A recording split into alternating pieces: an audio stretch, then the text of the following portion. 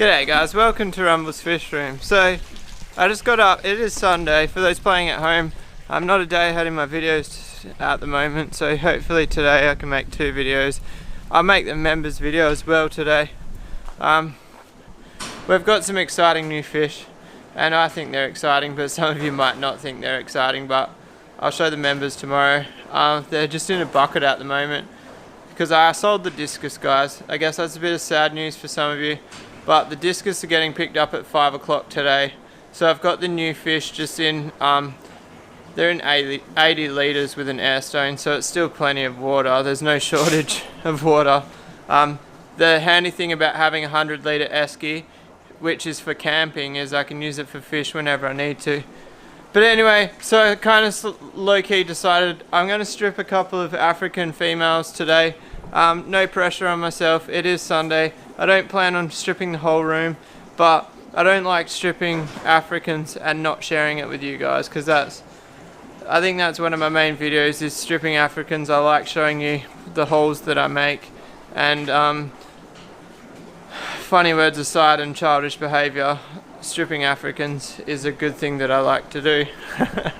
Anyway, let's get stuck into it.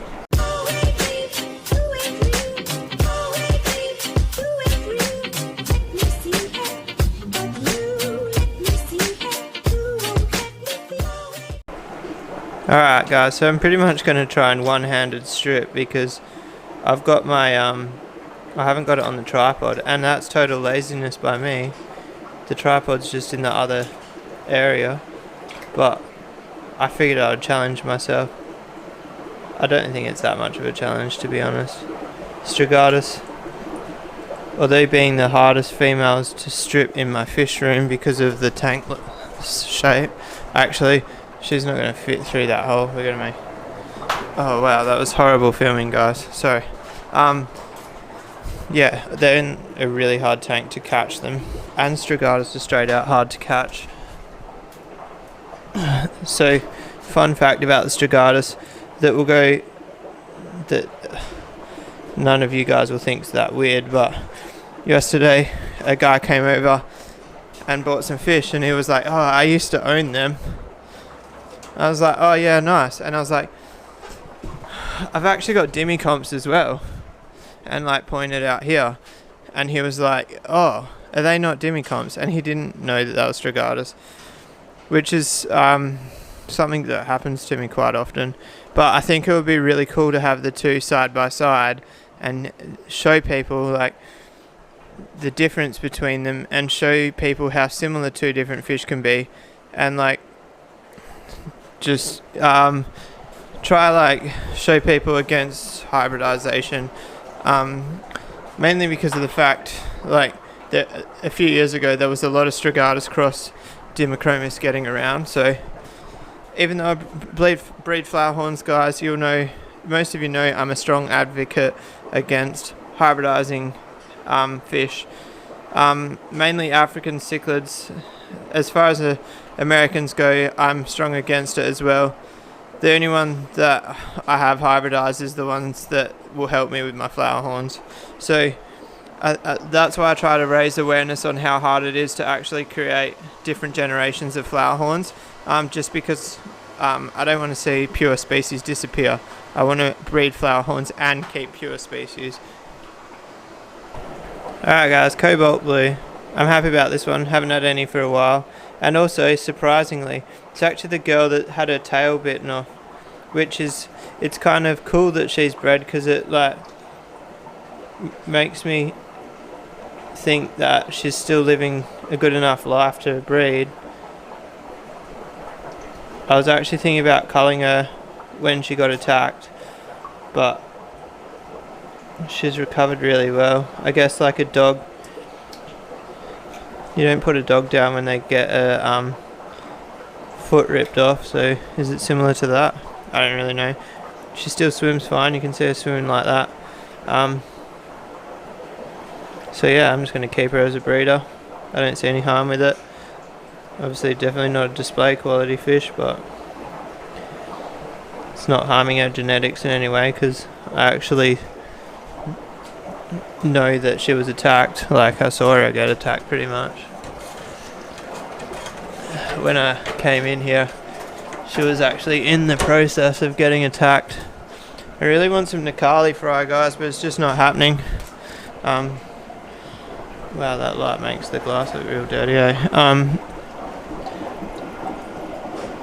I do this every time. Like, I knew my Nikali were getting really old, and people ask me for Nikali babies, and I sell all the babies, even though I know I shouldn't be selling them because I need to grow out some fresh ones for myself. So now I'm in the situation that I always put myself in, where I've got no fry, and the parents have stopped breeding. So yeah, that's not a cool situation to be in. Now I've got to find a tank for these, because I was going to put them up there, but I've got Grishaki growing out there in there, and I don't want to grow out Grishaki and Cobalt Blues together. They're just too similar. Even like the Mason Reef and the Cobalt Blue I won't grow out together, because like they look so similar. You've really got to take them out of the, at 3 centimeters, you've got to take them out of the water and give them a good study, and it takes like a minute to gain confidence that they're one or the other. So basically my point behind that is just I don't want to create that risk for myself, because I think the absolute last thing I want to do is sell a fish mislabeled. Like, it would only take me to sell 1 or 2 fish mislabeled, and then people talk about that for me to gain a negative reputation. Even though like if it did happen, I would completely correct it. I would like refund money, trade the fish, all that sort of jazz. I just don't want that negativity on my name. So like, I think this goes for any fish breeder. Just make sure that you're selling the exact fish that is specified. Wow, this is turning into a bit of a hybrid rant, guys. Nah, just joking. So yeah, this is a bit different to my normal stripping video. I guess I'm just trying to explain to you how I sort the fish. I know from like outsider's perspective you see mixed tanks, but they're mixed in a way that I know how they're mixed, and basically what I just explained then. So there's also like things with the peacocks, like I've only got a few peacocks now, but the code blue peacocks, they only go in these tanks here. Like, I never put them in any of the other tanks. And then the marble peacocks go on that side, and I never put any of the marbles in these tanks here. So because my marbles throw blue fish, so the problem there is I could be selling a marble. Look, this one here, I've actually got an example. This tank's all messed up. I just moved it all around, but where did it just go? So like that one there, that's actually from my marbles. So I'm guessing like once upon a time somebody's bred flame tail peacocks through the marbles to try get more of a red body, and what's happened is I actually get like flameback style throwbacks from my marbles, which I just sell them as display peacocks, those ones. There's another one. So like this one here, to sell, I would just sell it as an assorted peacock. I'm 99% sure that's a code blue, but because this is a mixed tank, that would just be sold as a display peacock. I need to clean the outsides of my tanks, guys. They're so dirty. Alright guys, so if culling or killing/culling, kind of word, offends you, just tune out to the video for a sec, or just press skip for like the next 30 seconds. So I'm actually going to cull this boy, and the way I do it, people ask about like freezers, clove oil. I literally just wrap them in a bag and put them in the bin. So the reason why is, see the back of the gill plate, he's got some sort of blood disease or bacterial issue. He's started to waste away. I'm pretty sure it's a boy as well, and I've got my 2 big breeder boys. And so like if you own a fish room, right, you've got hundreds of fish. Well, there's actually thousands of fish in here, not hundreds. But say you've got hundreds of fish, even just like 2 breeding colonies in your shed. I've got an electric colony with like 30 fish growing out in there. There is no other fish showing any signs of illness. There's only this one with some sort of bacterial issue. So you have to kind of gauge a risk-reward thing here. Obviously I can't sell the fish because it's sick. I don't want this fish in my room because I don't want the risk of the disease transporting to another fish. Also, I'm going to wash this net. I'm not going to use that for the rest of the day. And I'm going to cull the fish, unfortunately. I don't expect all of you to agree with me doing that. But if the whole colony was sick, like the polystigma, which, can I say, look completely fine now. The male that was laying on the bottom is chasing the girls around, so that answers that question. In that case, I treat the whole tank.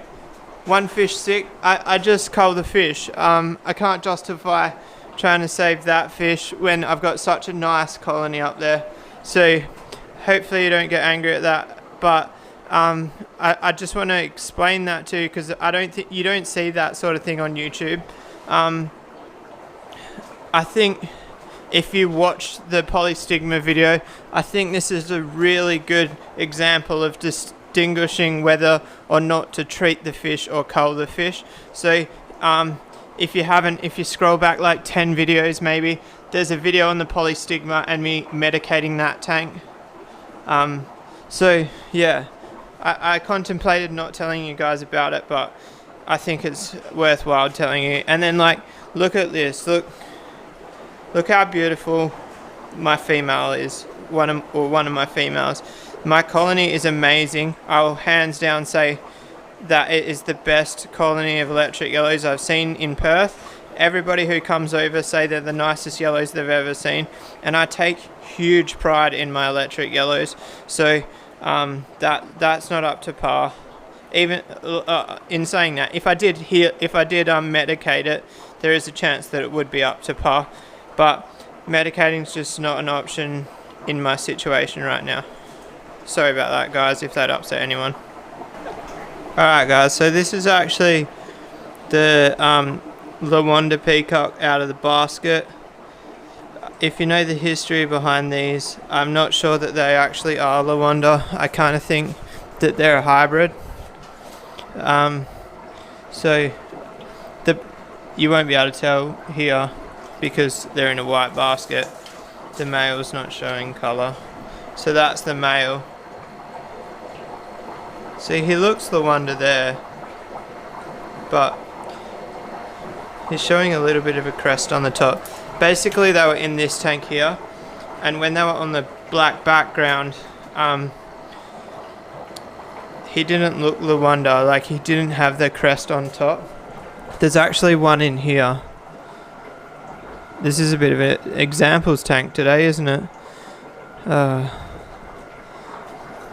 I just say live on air that we need to do a gravel vac, guys, like really bad. There he is there. Hang on, if I turn that there.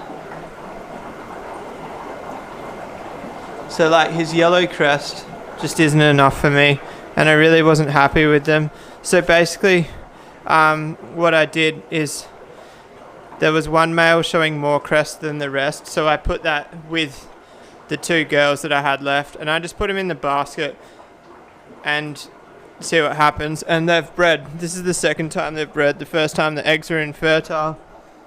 This time we might have a bit more luck. They look darker. But anyway, my point was I'm actually going to breed these again, and because if they are hybrids, this would be like the next generation, and if they're hybrids, I should be able to pick it because I'll get throwbacks of whatever the other hybrid is.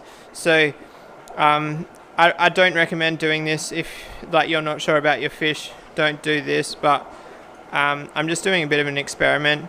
I probably want to get to like a 4th generation of like me breeding them and me being confident before I would even sell these. And the reason I am doing this is because the bloodline that these supposedly came from is my old bloodline. Like, I've showed it on the live streams before, but anyway, the point being, they were really nice Lawanda, and if I can do a couple of generations and get them back to that quality, I think it's a good thing.